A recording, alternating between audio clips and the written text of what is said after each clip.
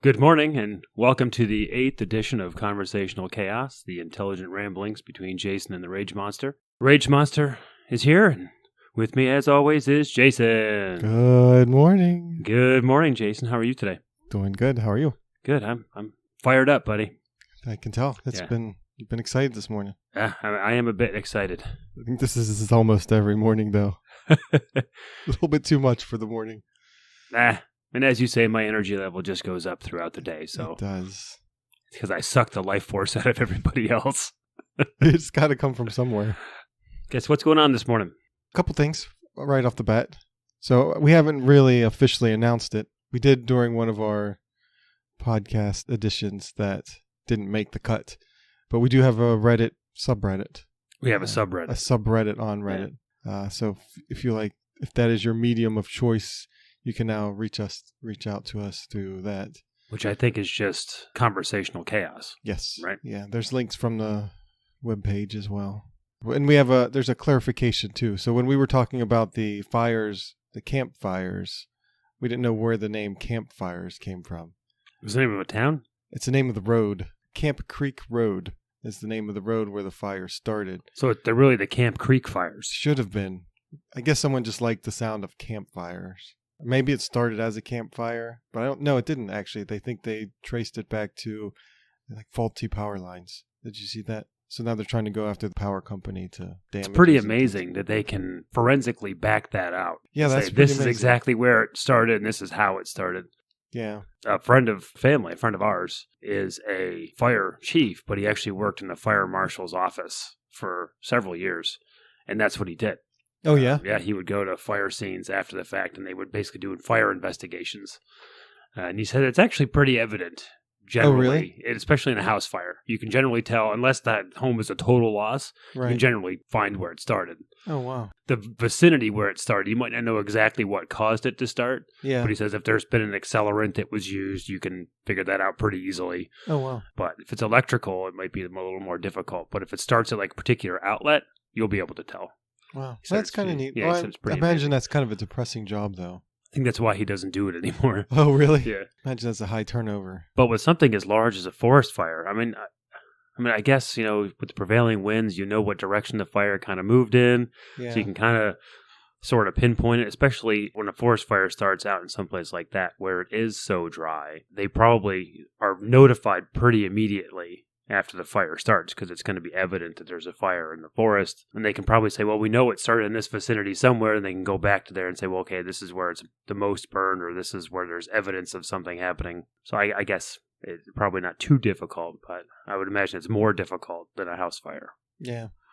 It's kind of neat, though. So Christmas time has come. A lot of Christmas cards come in. Do you get Christmas cards at your house? We do get Christmas cards at our house, yes.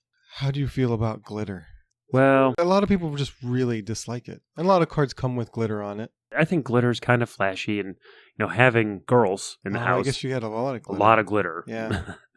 So glitter doesn't bother me. Yeah. Does it bother me when it gets all over me? Yes. Because then what's all over you? Like just someone dumped the container on you, or you have like a couple specks? No, not like a dumping of a container, but as an example, as embarrassing as this is, being from the Northeast, we always had a real Christmas tree. My wife was a proponent of getting a fake Christmas tree. So as a gift to her when our oldest child was born, I bought her this really nice fake Christmas tree. Oh. But it was glittery. Yeah. It had like glitter on it. It didn't look glittery. It helped it kind of shimmer, I guess. Every year I take it out and I put it up. There's glitter everywhere. It's all over the floor. Oh, yeah. It'll be all over me, over my shirt, all over my pants and shoes, or whatever I have on. It's just covered with glitter. That irritates me because I feel like I need to go change. It does get everywhere. It just keeps going. It does. It never stops. I don't know. There's something weird about glitter. It just never goes away. Yeah. Ever. I would never use glitter for anything, but I'm also a dude. You're not a crafty glitter making picture kind of person? No. Not surprisingly. Yeah, I guess that's... But how do you feel about glitter? I don't know. I kind of like it. My wife doesn't like it so much because she feels she's got to clean it all up. But that is one of the problems with yeah. it. It just gets everywhere. But I haven't had like a glitter explosion to have to clean up. It's just here and there. I don't mind seeing it. It's kind of nice, sparkly. No, I don't mind seeing it at all. It's the aftermath that you really have to deal with. Yeah. Like, trust me, putting up that Christmas tree every year, you vacuum, our living room's carpeted, so when we vacuum the floor, after we put everything up, good. Oh, it sticks in there real good. I have to vacuum the floor like 3 or 4 times some years just to get the glitter out. And then, a couple days later, the sun will hit it just right and it'll be just as much glitter as there was the first day. Yeah. And it takes several vacuumings to get it out of there. It's a very odd topic, Christmas cards and glitter. It just struck me the other day. I was just curious. Do you send out Christmas cards? Yeah, we do. We used to send out Christmas cards of like pictures of the family. Yeah. We don't do that anymore. Not at all? No, we send out Christmas cards. Yeah. But we don't do like the family Christmas cards where, greetings from the Rage Monster family. We don't do that anymore. You now do regular Christmas cards? Yeah. My wife will buy like boxes of standard, like generic style Christmas cards with like some kind of a winter scene on the front, which just say, season's greetings or Merry Christmas or something on the inside. Yeah. So we do send those out, but we don't go through the real effort of making real Christmas cards anymore with like pictures of us. Do you sign the Christmas cards that you send out? Personally? Yeah. No, my wife does. I used to get fired up a little bit about it, but we used to just send Christmas cards. And when the Christmas cards with the photos came out, I didn't like to receive them because it just felt like people weren't even putting in the effort because they don't sign it. It was just picture card in an envelope and just sent out.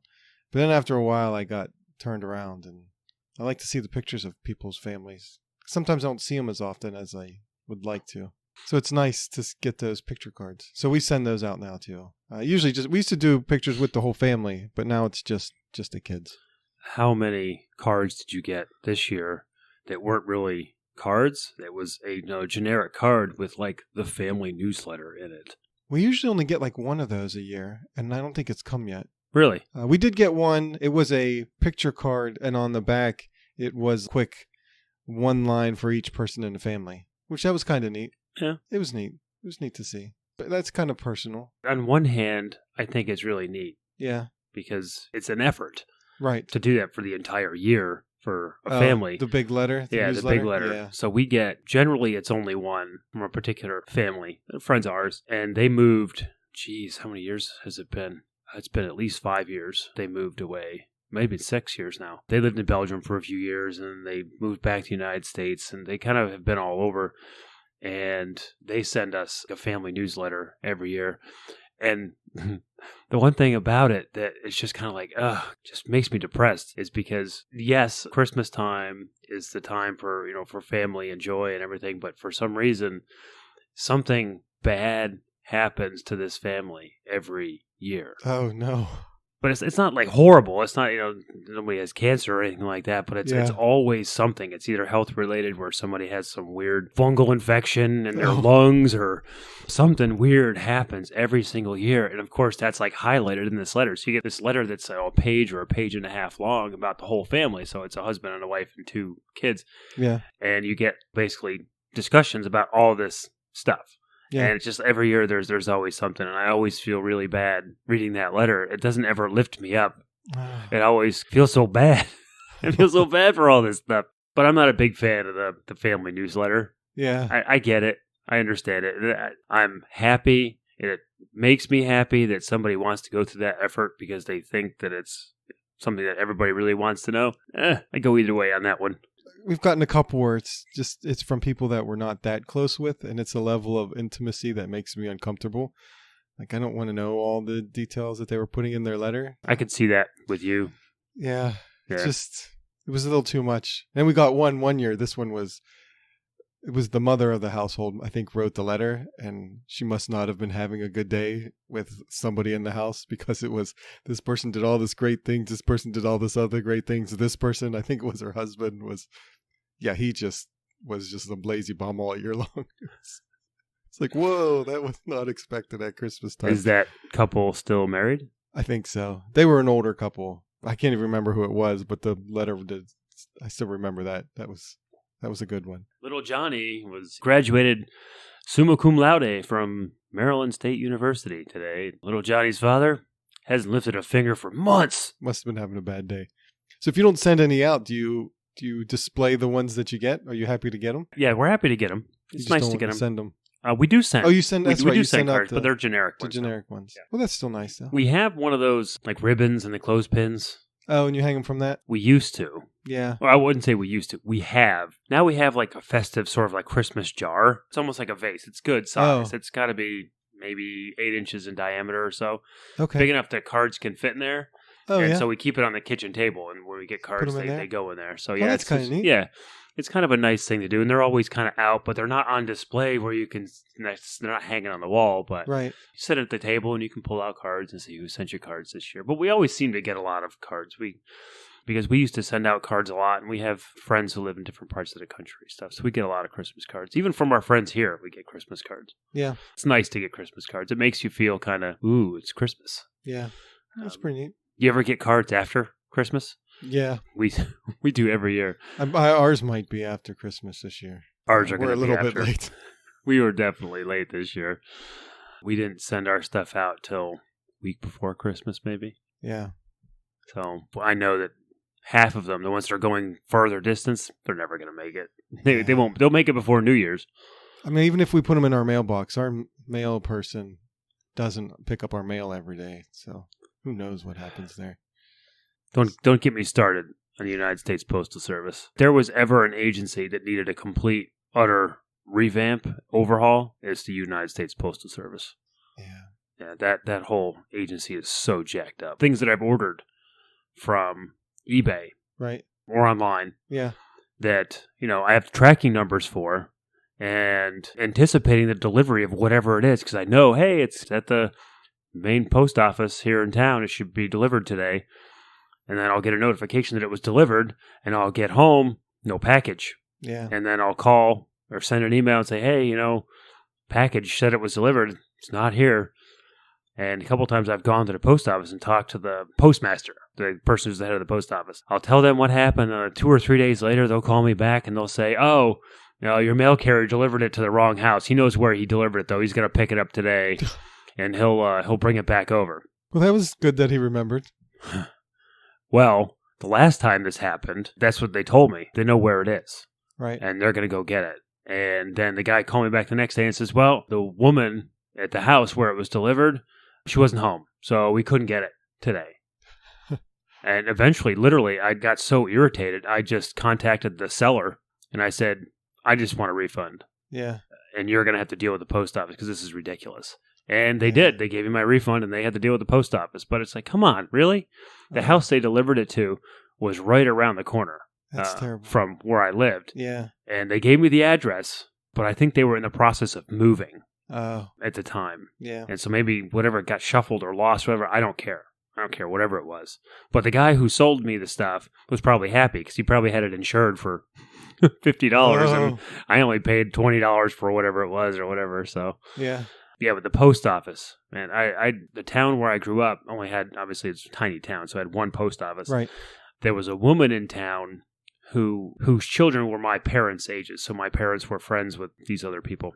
But what she did, a lot of people don't know this, what she did, she owned post offices. She owned several post offices. She owned the post office? Yes, Oh. because the United States Post Office does not purchase the buildings.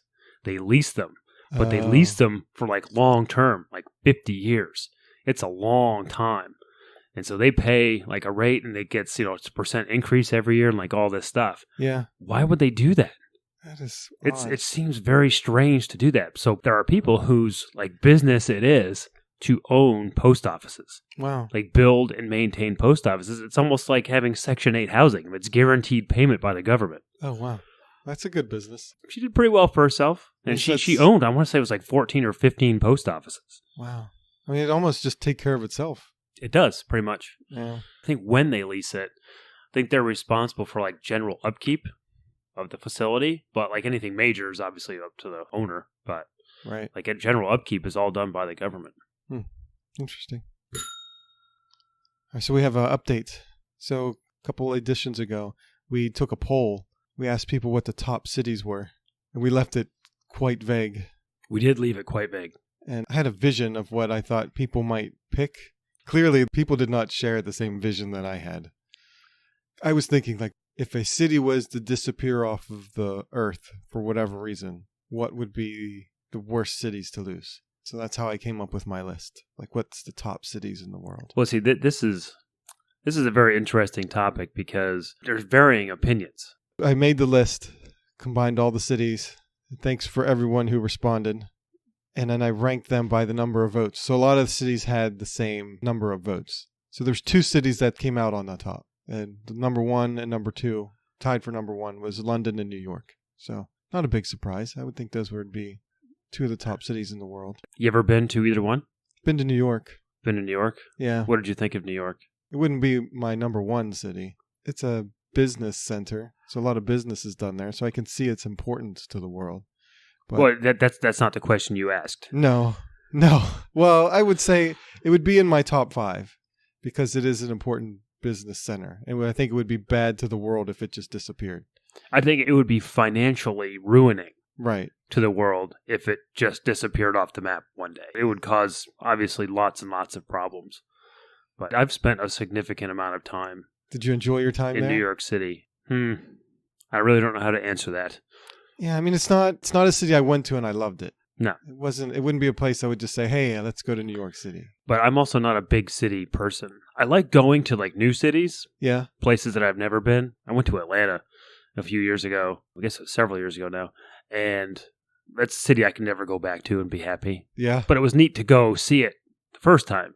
I'm more of a small town or a small city kind of person. Like you go to a place like Annapolis, Maryland. It's a small city and it's neat. I actually really enjoy the city of Buffalo, New York. Oh, yeah? For some reason. It's a neat, down on its luck, blue-collar city. Oh, yeah? Much like Detroit, but without the crime. Without the crime problems. Or the white flight, I guess, is another thing. You know, it's a pretty mixed culture. Yeah. Lots of really neat stuff there. And it's just kind of a neat place to go to and see. And it's got lots of neat things in its history. They're just kind of fun. So that kind of stuff interests me. So that would be a place that I would really enjoy going to. I did not respond to this top 5. Oh, you cities. didn't? No, I didn't. What kind of What kind of a co-host am I? I'm not. I'm not a very good one. How are we going to expect our listeners to Well, there was a participate? reason. It's because I would have a very difficult time narrowing down 5 cities. Doesn't matter. Because I knew... So we're going to put you on the spot now. Okay, that's fine. But I knew that people that were going to be responding were going to respond with London and New York. I've never been to London proper. I've only flown through the airport. Yeah. And I will have to say, the worst experience. Not the worst airport in the world, but a really bad experience in London. I've gone through London a few times. Is it in London? Central London? No. I imagine it. No, it's outside. It's outside of London. So it's not like they have space restrictions or anything. No. I mean, I imagine they've got a ton of traffic through there. Oh, it's a huge European hub, yeah. I think there's 2 airports in London. One of them's Heathrow, which is huge. Right. Oh, yeah, I think you're right. And that's where I've flown through a few times. Very strange the way that it works there. If you're flying international into Heathrow and you're flying international out of Heathrow, the odds of you making your connecting flight are very slim if you have less than a 2-hour layover. Oh, well, that's not too surprising. I would think. I would plan for that. You would think, but if you're flying internationally, you should be able to fly in and out of the same terminal. Like most airports have one international terminal. But every time I've flown into or out of there, it's always been coming from the Middle East. Yeah. So I've been coming from the Middle East going back to the United States. So I've landed in London, and then you get on this bus to take you from one terminal to another, and the bus ride itself takes like 45 minutes. Oh, yeah. It's the strangest thing. It takes forever, and then you have to go... Because you've left secure area, you have to go back through security. Oh, that's and you have to go back through passport control. Oh. It's a huge pain in the butt. Yeah, that is. And the last time... 2 hours, that's pretty efficient then. Yeah, that's what I mean. Wow. But the last time I went through, I got to passport control. And of course, they have my ticket and they have my passport. And the guy looks at me in this really thick British accent. I don't think you're going to make it, mate. Well, I guess that's Australian. That's Australian. But that's what he said to me. He basically said, I don't think you're going to make it. And then what he did is he literally took my passport and my ticket and he says, come with me. And he ran me up like a back staircase. Really? To where the security area was, where I had to go back through security. And he brings me right to the front of this line. The line was huge. It had to be half a mile long. It was absolutely enormous. Wow. Brings me right to the front of this line and says to the guy, he says, this guy needs to go. And so they literally took me through security. I thanked the guy up and down. And the guy looks at me, the guy from Passport Control looks at me and says, you need to run. Oh, wow. And the other weird thing is that when you get there, they don't tell you a gate. Oh. So once you have your ticket, you have to go to another counter at the terminal, like a main section of the terminal there. Yeah. You have to go to another counter, and then they'll issue your ticket, but they don't tell you where your gate is. They don't tell you that until like a half an hour before your flight. Oh, wow. So it's basically like all of the terminals have like a central location. It's kind of like a shopping mall, really. Lots of chairs, a couple places to eat, like shops and everything, but you just sit there and there's a big board that says, okay, flight whatever, gate whatever. When I got there, I got to the counter to get my ticket, and the guy says, you got to run. I don't know if you're going to make it. And so I literally ran as fast as I could, carrying probably 30 pounds in my pack that I had on through this terminal. And I get to the gate right as the last boarding group was boarding. Wow. The airplane. And I'm like dripping sweat. I'm all over. I'm soaking wet. And I really didn't care, though. I got stuck in London the last time I had gone through. Yeah. And I did not want to get stuck in London. Oh, yeah? Again. It wasn't a good place to get stuck? No, it's a terrible airport to get stuck in. So it was off. I've never had a good London experience, but I've also never been to London proper. So I want to go. I want to go and see Tower of London. I want to go. What's that? Is it the London Eye? What's the... Big Ben? I want to see Big Ben. The big orange juicer? The Wonder Wheel. The big Ferris wheel that's on the Thames. Yeah, I don't know what it's called. I'd like to see that bridge. London Bridge? London Bridge, yeah. That bridge? Yeah. That one. London Bridge, yeah. They always show it in everything. No, I'd like to go see those things. Yeah. But I have very little doubt that I'm going to go, I'm going to see those things, and I'm going to be happy when I leave and think, yeah, that was it. I'm probably never going back there. Yeah, I mean, once is probably enough. I tend to like the downtrodden, down on their luck sort of cities. So New York, everybody loves New York. You get people from all over the world that want to come to New York. The city smells. It's always full of garbage. People generally tend to be, I don't want to say they're rude. I'm a New Yorker myself, so I can't say that New Yorkers are rude, but it has a reputation for people not being friendly. People generally tend to be aggressive. They're not going to be friendly to you. Yeah. But you question somebody or you act in any way that they perceive to be aggressive, they're going to respond aggressively to you. It's very strange. Growing up in the Northeast, everybody's kind of gruff anyway. New York City just is like 10 times worse. Driving through it, that's like playing Mario Kart, though. You driven through the city? Oh, yeah. Oh, that is something else. It's just... At least it's laid out in a grid fashion, so you can know how to get to some place. If you, man, it is just it's a little intense, especially like with a minivan full of kids. That's adds an extra layer of fun. I tend to avoid driving through New York. Yeah, I don't like the worst city to drive through is Boston. Oh, that's like my favorite city. Oh, Boston's a great city, and I think that is a nice white collar, and white collar city that kind of gets overshadowed by the fact that it's only a few hours from New York City. Yeah. I like Boston. Boston's a really neat place. But yeah, right. The roads are just... But it's so bonkers that it's kind of fun to drive through because you never know where you're going. You go to an intersection and there's like 11 roads exiting off. It is super strange. Normal intersections, like go to New York City, you'll come to a few intersections where they're wonky, like especially where Broadway kind of cuts up through, whatever. Right. But you go to Boston, it's like every intersection is that way. There's almost no intersections where it's only just 2 roads to intersect. It's 3. And then you have a 5-way intersection. And then you got 2 roads that T-bone onto 1 road. And then 3 separate roads go off of that 1 road. That's right. And the lights are so weird because you'll have, normally you get to an intersection that has a left turn arrow or a right turn arrow. This has 45-degree right arrow. Right. And a 45-degree left arrow. Didn't even know they made lights like that. No, I didn't. And that doesn't even cover the street. No. And then they have to kind of turn the lens to make it 30 degrees. Right. I mean, it's so strange. There's been many times we've gone through. It's like, all right, we know we need to make this 45 right and then take like the 3rd right after that. We did it. Why are we going completely the opposite direction? So you got to loop all the way around and we do the same exact thing over again. It's like, this is what we're supposed to do. No, you have to leave plenty of time to get around. Yeah. But it's a nice city. I like Boston. No, I like Boston quite a bit. I've done the walking tour around Boston before. My sister lived in Boston for several years. Oh, yeah? I went there a couple times when she lived there. Best sandwich I ever had was in Boston. Was it a Dagwood? No, it was a chickpea fritter. It was great, though. I still remember it. Sounds pretty good. It was good. Have you ever been to Pittsburgh? Yes.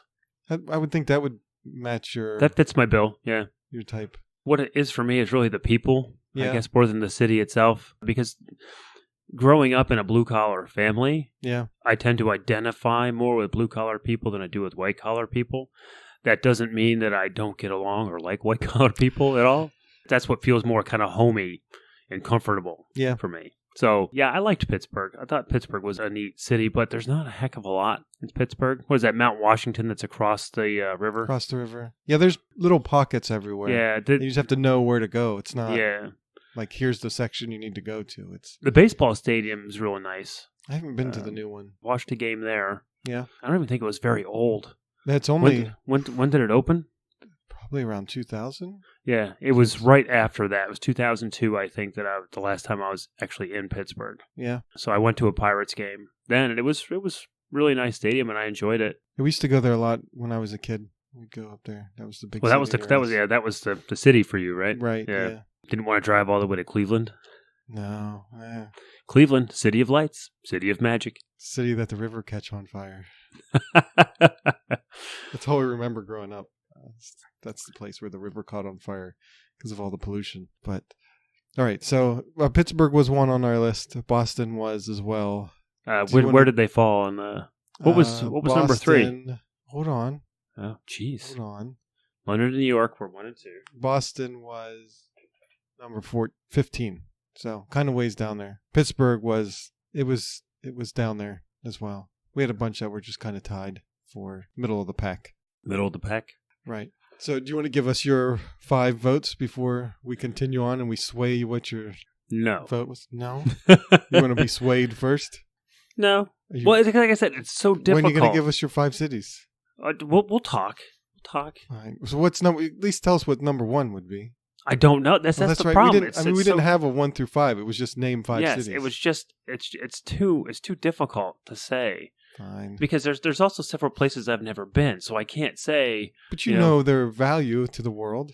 Say you didn't specify that way. I just said top. Yes, you could come up with your own. My own system. Ranking system. Well, what was your ranking system? Did you not think about it enough to come up with one? Well, see, that's the problem. Is I can't. There are cities that are economically important. Right. There are cities that are culturally important.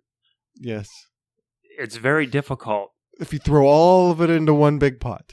That's what I mean. Yeah. If you throw everything into one big pot, it would be very difficult. What cities would come out on top? Maybe there's 15. You just have to pick 5 of those. From a cultural and economic standpoint, I would have to say London and New York. Okay. So they're going to come out. Like I said, never been to London.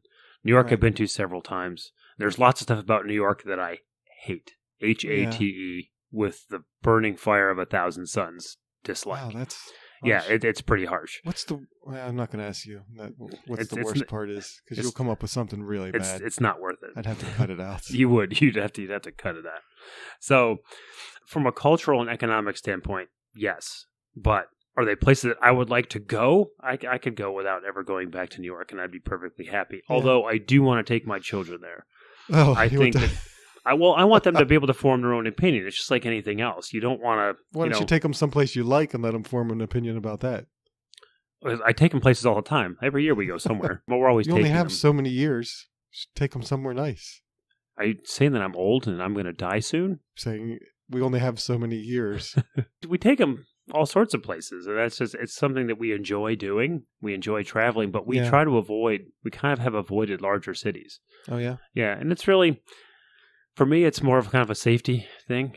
I mean, I have little girls. I wouldn't go like New York at 2 a.m. Interesting little sidetrack. When my sister lived in Manhattan, my friends and I would go visit. At the time, I was under the age of 21. But in New York City, it doesn't really matter, especially on Manhattan. Kids don't drive anyway. Yeah. So you could go into a grocery store and buy beer. Well, chances are the people working in the grocery store didn't speak English anyway, so they wouldn't even ask you for your ID. But you could go to a grocery store and buy beer. You could go to a bar and drink. And there was a 95% chance you were not going to be carded. They didn't care. Yeah. Because they know you're not going out and driving. So what? A teenager's getting drunk and getting on the subway and going home, whatever. Yeah. Didn't bother them. So we'd go and we'd go out and have a good time. But we never wanted to go back to my sister's house or her apartment when she and her husband were sleeping because they had to get up and go to work because it was always during the week that we were doing this. And so we would just get on the subway and just ride the subway around the city all night long because the way that the New York City subway system works, or at least it worked at the time, I don't know if it's changed, you got one token, got you basically onto where the platforms are. Right. And when you change trains, you don't have to pay again. It's not like the DC subway system. Just pay when you get off. Pay basically by where you start and where you get off. That's how it works. Yeah. New York, it's not like that. It's token gets you into the subway system. You can ride it wherever you want. Oh, wow. And so we would just ride the subway until like 4 or 5 o'clock in the morning. And it was always crazy stuff. You would see the craziest stuff. We'd wind up in the craziest neighborhoods. We took, was it number 9? Whatever train it was that goes from basically Soho, South Manhattan, all the way up to Harlem. Yeah. And this is in the 90s when Harlem was still Harlem. Oh. All the way up into Harlem in the middle of the night. And I'll never forget getting off at this one train to get on another train to head back south again. Yeah. And we're standing there. There was 5 or 6 people just standing on this platform. And, of course, we were, the minority standing there. Everybody's just kind of like looking at us like, what are you guys doing here on this subway platform at 4 o'clock in the morning? So it was always entertaining. But, yeah, there's always shenanigans. Yeah. You can always find shenanigans in New York City. Getting back to it. New York City, London, yeah, I understand their cultural and economic significance. I'm not saying I'd want to go there.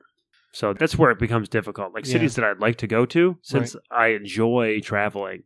Cities like St. Petersburg, Russia, I've never been to, but I heard it's really awesome. A lot of old architecture. It's the Russian imperial capital. Lots of really neat things to see. I'd like to go to Prague. I'd like to go to... I've been to Italy, and I've been to Switzerland. Yeah. I didn't like Zurich. Zurich was kind of neat. It's like a German city, but part of the... being a geographer, I don't have a problem talking about that. Part of the problem with cities around the world is that they're all becoming homogenized. Right? Yeah, I think so. I read this fascinating book years ago, got to be 20 years ago now, called The Geography of Nowhere. And it was it was a book specifically about the United States, but it's appropriate certainly for the rest of the world now, where small towns and small cities all had some sort of character, but because of capitalism and the export, globalism, you can find the same things in every city you go to. So going to big cities anymore you still get some of the cultural influence, you can still see some of the interesting things, but you can go to the pyramids of Giza in Egypt, right? So you can be in Cairo, go out to Giza, see the pyramids. Literally, you can be looking at the pyramids. They'll be right in front of you. Turn around, there's a Kentucky Fried Chicken right behind you. Right. Yeah. That kind of detracts from the experience of going to do that. Yeah. So part of my problem is a lot of the bigger cities, they're all the same. Every major city I've ever gone to, they're all the same. Even in the Middle East, you go to a major city, Popeyes, Kentucky Fried Chicken, McDonald's. Yeah, it's all right there. And here I am looking at the King's Mosque in Amman, Jordan, and I can smell McDonald's right around the corner. I'm not a big fan of that. So you're losing the individuality of all of these places, which is what makes them interesting in the first place. Right. But cities like London and New York are kind of powerhouses. Everybody wants to go there, so they kind of have their own vibes, I guess, anyway. Yeah. I'm not a real big fan of Washington, D.C. That's kind of a disaster. Yeah, it's okay. It's neat to see the monuments. And, L.A. kind of scares me, not from a cultural standpoint. It's more from a geologic standpoint. I've been to Southern California several times. I enjoy the atmosphere, the laid-back atmosphere. That's the best part about California, is that everything's kind of laid back. Right. Still with some sense of urgency, but nothing is like a real serious problem. Ever. Nobody's ever spun up. The traffic out there is just terrible, though. Totally insane. If you can get away with not driving, most of the people who have professional jobs, though, they have to drive hours to get to work. Hours just to get one way. That's just nuts. I wouldn't do that. So I'm just not a big fan of LA. I'm not a big fan of the area. I've been to Central California, which I really enjoyed. Like San Luis Obispo, and there's a really small town called Paso Robles in Central California. It's basically the dividing line between Northern and Southern California. It's a neat little town. Yeah, they have the best city names out there, though. There's just always... There's a Spanish influence, so they got a lot of just different names. Like here we got New York and Boston and Philadelphia, and all these are old names. Right. Like a lot of people don't think about the fact that New York is an English. Right. It's It's the newer new version of York. York, Yeah. which York is a big city in northern England. So it's New York. That's why it was called that. And Yeah. how New York, the state, was left off of New England, I have no idea. It's named after an English city, but yet it's not New England. But anybody who grew up there knows that if you get north of like Dutchess County, which is a few counties up from New York City, Right. it's New England. Yeah. Yeah. I mean, That's it's mountainy and farmy and a small town every 10 miles or so. That's kind of just how it's laid out. But when it comes to like worldly cities like Beijing, no interest whatsoever in ever going to Beijing. I have zero interest in ever going to Tokyo. Tokyo, I think, would be neat to see. It's the sheer amount of people Yeah. is the problem that I have with Tokyo. I'd like to see Japan, though, because that's just completely different. Oh, I'd love to see Japan. I just don't have interest in going to Tokyo. Well, if you're going to go there, you might as well run through Tokyo. Run? I'm not going to run through there. You got to at least take the subway. You have to take the subway and play those games that they always see on TV. The little ball at the top. Those look like a blast. No. I'd sit there all day. I'm not Dink, doing dink, that. dink. So cities Get like that. squished into the subway. Yeah, exactly. That would mushed into the because look at the size of me. Okay, can you imagine me in a Japanese subway? I'd be getting cursed at by people for taking up 3 spaces. Yeah. No, I'd probably like to go see like the old towns and stuff. That would be neat to see. Yeah, I mean, I'd like to go to like Kyoto and see the old Imperial Palace. Yeah. I'd like to go to places in Japan. Absolutely, I want to go everywhere. That's part of my problem is that everywhere is interesting to me. Oh. I've never been to Sydney, and honestly, I don't know anybody that has been to Sydney off the top of my head. Oh. But I had an uncle who attempted homesteading in Australia after the Vietnam War. Well, that's an interesting choice. Well, at the time, just like when they were homesteading in the United States, when we were expanding westward, right, the government would give you land. If you took the time and the effort to go out to it and build a house and try to farm it, the government gives it to you. People didn't have to pay for it.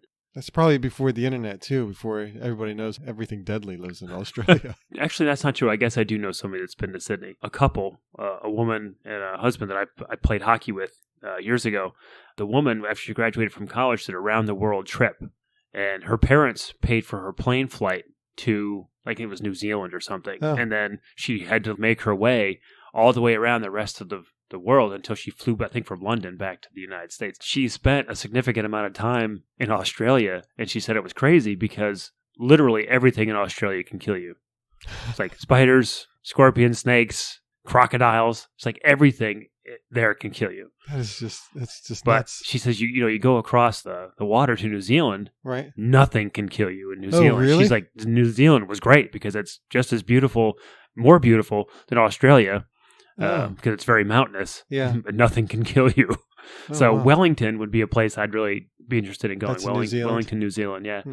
I would love to go to New Zealand, but it's just so far. That's part of the problem. Yeah. So you'd have to upgrade yeah. to those high-priced tickets, plane tickets. So my uncle, when he tried to homestead, apparently didn't work out very well for whatever reason. I don't really know why. It's like they would give land away, so you could just go out and kind of take it. Because I don't know if you know anything about the Australian like outback area. It's pretty much just a giant desert in most of the country, or most of the country. It's just like the border or the coast that's got. Yeah, like Queensland is to more like that's a northeastern province. That's pretty tropical. It's got a lot. It's not rainforest and stuff. And the Gold Coast, anywhere within a few miles of the Gold Coast is pretty spectacular. But once you get inland, it's just dry. It's super dry. Yeah. But cities like Bangkok, no. Manila, no. Yeah, I don't. Mumbai, definitely not. Oh, but before you move on too far, surprisingly on our list, number 3 is Sydney. No way, really? I wouldn't have expected Sydney to be number 3. That one really surprised me. So I'm happy that I put that on the list. I would like to go to Sydney. Now I'm disappointed. It seems like I'm towing the line here. And you've got the first 3. I'm not towing the line. Let's see what would you have for number 4? I don't know. Let me talk it through a little more. So I would love to go to, don't judge me, I would love to go to Tehran. Toronto. No, Tehran. Iran. Oh, Tehran. Tehran. Yeah. I'd love to go to Tehran. Oh. Why would I judge you? But that just seems like an odd choice. It's an odd choice, but For me, it's culture and the history that really Do they still suck me have in. their history, or did Yes. they like wipe it off? No. They had a big change, like, what was it, 40 years ago? Yeah, it's about 40 years in the late 70s. Do they still acknowledge like the time period right before that? I'm pretty confident that Iranians tend to embrace the Persian heritage, and they don't shun it. I But think the people might, but does the government? I think that it's okay. Well, Is it? interestingly enough, there is actually a religion in Iran that's allowed to be practiced that's not Islam. Oh, Iran is like the Islamic Republic, and we see Iran is bad, all this stuff. But there's actually a religion that's practiced in Iran called Zoroastrianism, and it was I started. have heard of that. Yeah, it started in a small city in Iran. I want to say Yazd. It's spelled Yazd. I'm not exactly sure if that's how you pronounce it, but that's how I pronounce it. But there are still tens of thousands of people who practice Zoroastrianism, and that's kind of in like central Iran, so it's Okay. not in Tehran, which is in the north. So I think that the government sees the history and the culture, and it's okay to continue being proud of being Persian heritage, and to practice other religions is okay, except Christianity. I don't think you're allowed to practice that in that country. But you can be a Christian in the country. I just don't think you can proselytize. I think that would be you'd wind up in some prison somewhere. But it is a place I would like to go. But with the current state of political affairs, I would never go there. It's unfortunate, but you might not make it out. That's Exactly. kind of the problem. People say that it's very cosmopolitan now. Yeah. Well, something that totally fascinates me for some reason. I don't know why. But in the Middle East, specifically, because it's a very desert climate, they used to make these things called qanats, which is basically like an underground aqueduct. Okay. So what they would do is they would go high up into the mountains, Right. and they would dig a shaft straight down until they hit the water table. Okay. And once they did, they would climb back up out of the hole, go 100 yards or 200 yards further down. They would dig another hole until they were slightly below the level of the hole they just dug. And then they would dig a horizontal shaft between the two. Mm-hmm. But it had to be a certain gradient. It couldn't be too steep because then it would erode the tunnel, but it couldn't be too shallow because then the water wouldn't It would flow just very sit well. there, right. So I don't remember what the degrees is, Okay. but so what they do is they go every so many hundreds of yards, they dig another hole and they connect the two. And that's how they fed water to some of these older cities. And some of the qanat that feed Tehran have been there for thousands of years, and they're 30 miles long. It's like absolutely amazing at the fact that people were able to do this. I mean, the engineering involved is staggering. Yeah. But some of the older ones, they still work. I mean, literally are still bringing water to the city, and that feeds fountains, and they had a lot of cisterns, large cisterns in the city. And it's just amazing. Some of the engineering, the influence that the old Persian culture had on such large swaths of the world, it's just fascinating enough to me that I would love to go to Tehran to see that. So I would put Tehran on my list, even though I've never been there. I don't want to go to a place like Moscow. Not interested in that at all. No. I've been to Kuwait City. Not a big fan. Been to Amman. Amman was pretty interesting. Very culturally rich. Yeah. Very Palestinian. Okay. I really enjoyed the city, but I spent so much time there because I lived there for a while. So it kind of grew on me. So I thought that was really a neat place, but I wouldn't put it on my top 5 cities in the world. It was just a place that just holds personal significance to me. I don't know. I haven't named a single city other than Cairo in Egypt. Cairo is one that you didn't mention. Cairo. No, that's what I'm saying. But I talked about the geography of nowhere and how you can stand at the Giza pyramids and there's a Kentucky Fried Chicken right behind you. Well, Cairo is number 6. Yeah, I would probably go to Cairo. That would probably be on my list, yeah. And that's just because of the significance. I was fascinated with ancient Egypt when I was a kid. I thought, the pyramids and Anubis and like all the gods, and it was just kind of interesting. And, I just found it kind of fascinating. And I do watch, and don't judge me on this one either, I do watch Ancient Aliens, that show on the History Channel. Sorry. It's not because I believe all that stuff is true. Yeah. I just find it fascinating that, first of all, like all the stuff that we can't explain. There's things that we can't explain and we don't understand. It's because it's been lost to history or whatever it is. Right. And these gentlemen, women sometimes, can make these connections and say, I'm not saying it was aliens, but it was totally aliens. You know, that they can make this connection, I just find it really Yeah. fascinating. So they talk a lot about ancient Egypt and ancient religions and stuff like that, and I just find it really interesting. So I would probably go to Cairo. I think Yeah. that would be a neat place to go to. Well, I guess you can climb up on a lot of the pyramids, can't you? That Honestly, would be interesting. I have no idea. I see pictures of like being up on some of them. That would be interesting to walk on. Yeah. That would be bring a rock back or something. I don't think you can do that. If everybody did that, there wouldn't be any pyramids You always left. hear that, but they're always there still. You know, it's illegal to remove rocks from the Grand Canyon. Really? It's actually illegal to do that. It's a I thought they national would- park. They'd be happy that people took rocks. No. It just It's- makes it even more. It's actually illegal to do so. So if you get caught doing it, you can get in trouble. They probably wouldn't. I mean, they might give you a ticket or something. It's not like you're going to go to jail, but Yeah. I don't think that they would be too happy if they found you removing rocks from the Grand Canyon. Hmm. I'd love to go to, again, a city I've never been to, but a city that I would love to go to because I find its history very entertaining is Buenos Aires. Oh, really? Yeah. Oh. And that's really just because it's a weird European city Yeah. in a South American country. Hmm. Because it's obviously a lot of the population are immigrants from Europe. A lot of Italians, a lot Oh, of Germans. Honestly, I had a former coworker whose husband was Argentinian, and they went to a family wedding for his family. Most of his family still lived in Argentina, and they were in Buenos Aires, and she had filmed this video during the wedding, and she brought this video in to work one day, and we were watching. She said, "You guys have to watch this video." This is her wedding or someone else's? No, this is somebody Just else's someone wedding.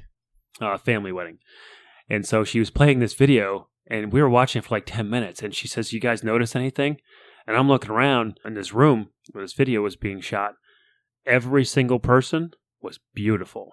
I'm talking men and women. They were all super good-looking people, and it was the oddest thing. It's like you always have, a mix. You go anywhere in the United States, you find people of every size, shape, and description. Here, absolutely not. People were different sizes, but they were all very attractive people. I thought that was so weird. I thought that Buenos Aires would be a really neat place to go, so I would Yeah. definitely put that on my list of places I'd want to go to. Interesting. No interest in any place in Alaska. Yeah. There's places I would like to go that aren't technically cities. Like I'd like to go to Fiji. Oh. I'd go to Bora Bora. I'd like to go to Hawaii, but I could care less about the cities there. I just want to go see the nice warm tropical islands. Yeah. So I don't know. Is that 4? That's So New York, London, Sydney. Oh, I did say St. Cairo. Petersburg. And And I St. did say Petersburg. Tehran. So yeah, You've that's got- like 5 or 6. Yeah, because Yeah. I got Buenos Aires. So I'll run down the list. So we had London and New York were tied for number 1. Okay. Then Sydney, Australia. Paris and Tokyo were tied. Paris, flush it. I'm not a big fan of Paris. It's got a lot of art and things like that. It does. It does. Not a big fan though. France, though. You've got to have a place in France. France is a strong country. I would rather go to like Normandy. It's kind of a sad city, isn't it? Yeah. It's just From a military historical standpoint, I'd be interested in France, but for no other reason. they have all that art Oh, and history. oh and my God, I stuff. totally left it out. What? Edinburgh. Where's that? Scotland. What's in there that you would want to see? I'm Scottish. Oh. I want to go there Okay. because of this. Well, this deep wasn't family cities history. you want to go to. I know, but it's just like deep family history. I want to go there. So it's a top city for you personally. Exactly. It's a top Yeah. city for me personally. We're gonna make this rules tighter next time. Yeah, next time we have a poll. I expected it to fall apart, not quite to this level. Okay. So then we had Cairo, Munich, Prague, and Vatican City. Oh, Vatican City. Yeah. I'd like to go there. That was one of my. Yeah, because Top five. that's. I would say that's extremely influential. would Vatican say City so. is the head of what 1.5 billion Catholics Yeah, worldwide. There's no reason to think that shouldn't be on the list. That really should be. yeah. And then honorable mentions: Anchorage, Alaska; Annapolis, Maryland; Athens; Bar Harbor, Maine. Bahaba. There's a national park there. Couldn't tell you. Don't they make ships or something there? No. Submarines? No, No. That's Bath. Bath? it's BATH. Yeah. I have no idea. All right. Anyways, moving along. Bergen? Bergen. Bergen. Bergen. Yeah. Where's Bergen? I think it's in Germany. Okay. Boston. I don't even know how to say that one. Is it Bruges? Where is it? Oh, Bruges. Bruges. Bruges. That's in France? France. Okay. Well, that's actually a guess. I don't know if it's in France, but it sounds like it would be. I'll run through the rest quicker. I don't know what that one is. Chamonix? That's not right. Chamonix. Chamonix, France. Yeah. It's in the French Alps. Copenhagen, Cusco, Dubai, Dublin. Who in the heck put Cusco? But going to Brazil, Peru and Bolivia. Where's Cusco? Peru, I think. Isn't it Peru? I have no idea. Man, now I sound like a fool. You're our geography expert. I know. Here. I think it's in Peru. See, someone just put Hawaiian Big Island, Kathmandu, another one, someplace in Malaysia. Who in the heck put Kathmandu? Kathmandu. It's the capital of Nepal, man. It's in the middle of nowhere. Again, they had their own qualifications. Lucerne, Medina, Pittsburgh, Quebec City, Reykjavik. I know who put Quebec City. Probably the Canadian. The intern. Yeah. Rio de Janeiro, Safety Harbor, Florida. Salzburg, Austria. San Francisco, Sedona, Arizona. Must be something special there. Strasbourg, France. Venice, Vienna, Austria. Washington, and Zermatt. So, a lot of honorable mentions. Yeah, but most of the votes were in the top 9. So I'm not happy with Paris at number 4. So I think we need to drop that down to an honorable mention. I don't think you're right though. I think it's an important city in the world. That was on my list. Was it on your list? Yeah. What number was it? I didn't rank them. You didn't force rank them? No, I just threw them on there. But again, if they were wiped out from the earth, I think that would be. If they disappeared, I'd be happy with that. I think that would be a sad day. I've seen Paris from about 30,000 feet. That's about as close as I want to get. What would you say is the most culturally artistic city? I mean, I guess you could say like Rome and Vatican City because they have a lot of those frescoes and a lot of art there. Yeah. But when you think of Vatican City, I don't think art comes as the number one. So what would you say is like the most artistic city in the world? Honestly, I don't know. See, that's why I would put Paris. I mean, the Louvre, obviously, is in Paris, but you also have the Uffizi in Florence. That's pretty. Yeah, it's pretty artsy, which I've been to. But you wouldn't say Florence is a top city in the world. It's a really neat city to go to. I spent a week there. I think Paris has enough going for it to just make it rise up a little bit. Fine. They have the Eiffel Tower. So? It's a world landmark. Come on, St. Louis has the St. Louis Arch. Yeah, it's not the gateway to the West, It's not the same. Mr. Green. It's not the same. What else is in St. Louis, though? The Budweiser Brewery. Theirs are all over the place. No, but the main one is in St. Louis. Is it? Mm-hmm. Oh. Do they give you special tours? Yeah, you can take tours to the brewery. Yeah. Because you can't. And where's the one in Richmond? Is there one in Richmond? Oh my God, is there one in Richmond? No, not Richmond. Williamsburg. Yes. You can. They have. You can't do tours there. Yeah, but they have a tour of something. They have the amusement park. No, I know they have the amusement park. That's all you get. Really? Yeah. Maybe this was during a downtime. They used to do tours. And my wife and I went, and they said, no, you just go to... They have like a museum inside of Busch Gardens that you can walk through. Because you used to have a train that you could take from the amusement park to the factory, brewery. But I wonder why they stopped. Probably didn't want kids associate kids park with alcoholic consumption. Oh, yeah. But it's Busch Gardens. Yeah. I don't know. Maybe they wanted to have some separation. Paid by alcohol. Yeah. Most of those factory tours, though, they're not real good factory tours. It's just pretend. Hershey factory tour, that was a joke. Yeah. I wasn't a big fan. Very disappointed with that. We did that with the kids a couple years ago. They thought it was interesting. And I thought it was that Hershey World? Is that what that's called? Yeah. Or whatever it is? Hershey Chocolate World. Yeah. And it was kind of like, yeah. I mean, you get to ride that little ride, which is, they take you through the fake factory. Yes. But I really wanted to see like the actual factory getting squished out. Yeah. The Reese's cups being made. People wearing the white aprons and hats. That's the hairnets. Yeah. Yeah. I think we've kind of beat the city thing. I think so. Well, I think we're going to have to revisit it editions down the road. Maybe with a little bit finer rules. Well, no. It's wide open. It is wide open.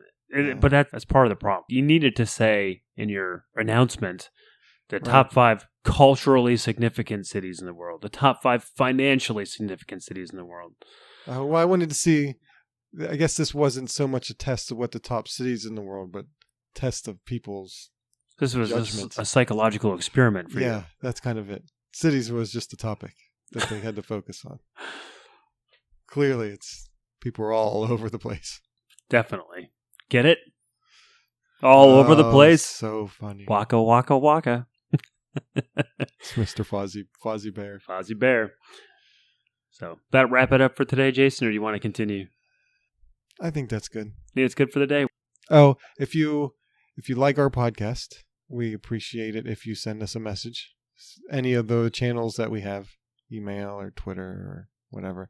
And if you like it even more than that, tell your friends. So that way we Please can tell your friends. get Like, some more listens. give us some likes, give us some subscribes. We're chugging along and it's doing pretty well, but we'd like to build our listener base.